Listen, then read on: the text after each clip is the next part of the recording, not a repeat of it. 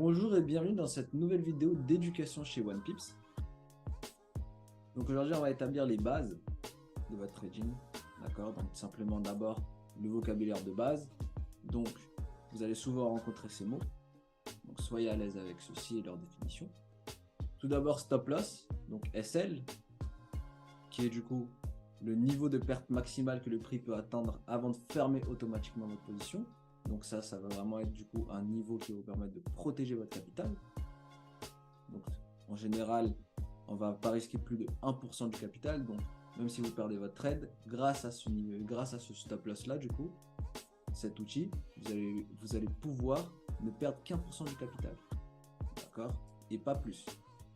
Donc imaginons si vous êtes là, vous investissez 1000 euros, d'accord, et que par rapport à ça, vous perdez votre position, vous allez perdre 10 euros, d'accord, ce qui correspond à 1% de 1000 euros. Si c'était 10 000 euros, ce serait 100 euros. Si c'était 100 000 euros, ça serait 1000 euros. D'accord, donc c'est pour ça qu'on voit ça en pourcentage, et ce sera toujours 1% maximal de votre capital. Et c'est grâce à ce stop loss là que vous n'allez pas perdre plus. Ensuite, take profit. Donc le take profit, c'est le niveau de gain maximal que le prix peut atteindre avant de fermer automatiquement votre position. Donc une fois que vous êtes en bénéfice, cet outil va vous permettre de protéger votre bénéfice. Donc de sortir de votre position automatiquement et de récupérer tous les gains. Ensuite, break-even ou BE. Du coup, c'est l'action de mettre le SL au niveau de votre prix d'entrée pour ne plus perdre d'argent sur votre position. Donc ça va vraiment du coup vous permettre de gérer votre trade, d'accord? Donc ça va dans le domaine de gestion du trade. Également pips. Donc qu'est-ce qu'un pips? C'est une unité de mesure qui permet de quantifier le déplacement du prix sur le marché boursier, d'accord? Donc c'est comme centimètre, c'est comme kilogramme, d'accord? Gramme, ça n'est qu'une unité de mesure, d'accord? Donc ne vous prenez pas la tête avec qu'est-ce qu'un pips, essayez de comprendre ce que c'est.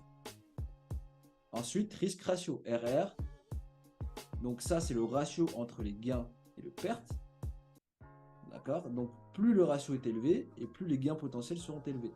Donc sans augmentation évidemment du risque. Donc si par exemple vous avez un ratio de 1 pour 1, c'est-à-dire que si vous risquez 1%, vous allez perdre 1, vous allez gagner 1% du capital. D'accord? Si vous avez un ratio de 1 pour 2, vous risquez 1% du capital, mais vous pouvez en gagner potentiellement du coup 2%. Si vous avez un ratio du coup de 1 pour 10, vous allez gagner entre guillemets 10 fois de ce que vous avez investi. D'accord? Donc si c'était par exemple sur un capital maintenant de 100 000 euros, du coup 1% de 100 000 euros, c'est 1000 euros. D'accord? Donc si on investit 1000 euros, potentiellement, si on fait un ratio de 1 pour 10, sur le trade, en investissant 1000 euros, on peut potentiellement gagner 10 000 euros.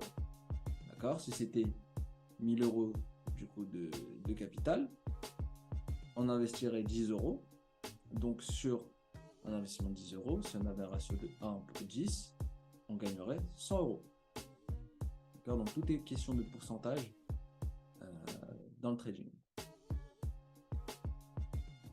Donc maintenant, on va voir les différents types d'ordres que l'on peut avoir du coup rencontrés sur les plateformes, d'accord, que ce soit Ctrader ou que ce soit du coup MetaTrader 4 ou 5.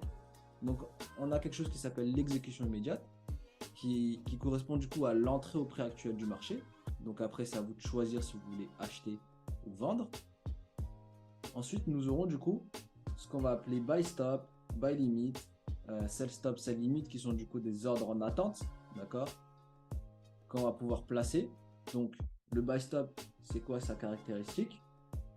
C'est que du coup le prix, il a besoin de traverser votre niveau et de partir au-dessus pour pouvoir s'arrêter et pour pouvoir s'activer, d'accord? Donc imaginons que vous mettez votre prix à ce niveau-là, d'accord, votre ordre à ce niveau-là, le prix il est ici, votre ordre n'est pas activé, le prix il a besoin de traverser votre zone pour du coup lancer l'ordre qui est ici. Sell stop, c'est du coup l'inverse de buy stop, c'est juste que ça fonctionne de la même manière, c'est juste que c'est dans le sens contraire. Donc ici, vous avez votre ordre. Le marché a besoin de traverser votre niveau pour pouvoir s'activer. La différence du coup entre buy stop et buy limit, c'est que buy limit, lui, l'ordre, il a besoin de traverser le niveau dans ce sens-là, donc idem. Sauf qu'il n'a pas besoin de continuer. Lui, il doit repasser, d'accord, au-dessus de cette manière pour pouvoir s'activer. Et pareil pour cette limite. Du coup, vous avez votre ordre ici qui est en attente. Le marché, il monte, d'accord. S'il chute tout de suite, vous n'êtes pas activé. Si le marché continue comme ça, vous n'êtes pas non plus activé, d'accord. Donc le marché, il a besoin de traverser et de repasser deux fois, en fait, simplement pour activer votre ordre. Donc voilà la différence entre tous les différents types d'ordres qu'on peut avoir. Et maintenant, du coup, on va finir du coup sur les bougies japonaises, d'accord. Donc comprendre ce que c'est qu'une bougie. Il faut savoir que là, on a deux types de bougies, donc la bougie haussière et la bougie baissière, d'accord. Donc par rapport aux couleurs, tout dépend de ce que vous préférez. Vous pouvez les modifier, mais en général, vous aurez du coup une verte, une rouge. Donc ça, c'est des configurations par défaut. Donc ici, on peut voir un rectangle qui est là.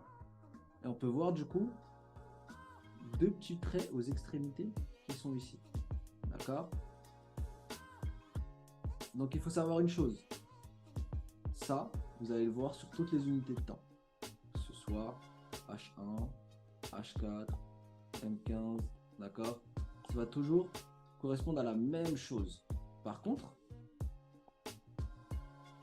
à la clôture ou à la fermeture de la bougie va dépendre du coup de votre unité de temps. Par exemple, si vous êtes en H1, ça va correspondre à 1 heure. Si vous êtes en M15, ça va correspondre à 15 minutes. D'accord? Donc, il faut aller voir sur TradingView pour bien comprendre tout ça et bien changer en unité de temps.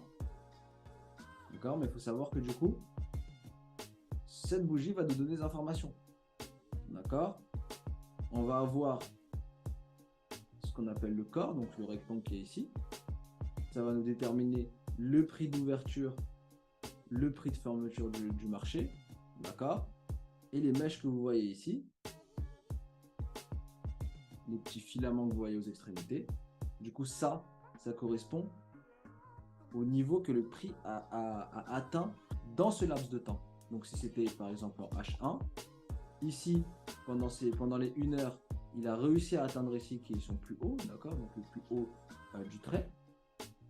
Et ici, il a atteint le plus bas du trait. Mais il a clôturé ici. Il a ouvert ici. D'accord? Pareil à ce niveau-là. C'est une bougie du coup baissière.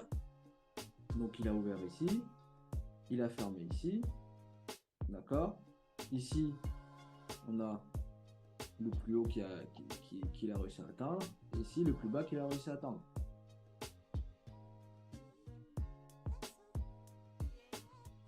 Donc voilà pour les bases. Vous connaissez tout maintenant par rapport au vocabulaire, par rapport aux bougies, d'accord? Comprendre ce que c'est qu'une bougie, comment elle fonctionne. Et on se retrouve du coup pour une prochaine vidéo et parler des concepts de la stratégie.